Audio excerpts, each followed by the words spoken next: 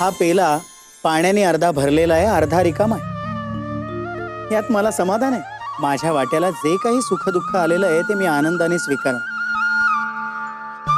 आणि स्वामी, तुम्ही माझ्या समोर जे ठेवाल त्यात मी समाधानी आहे.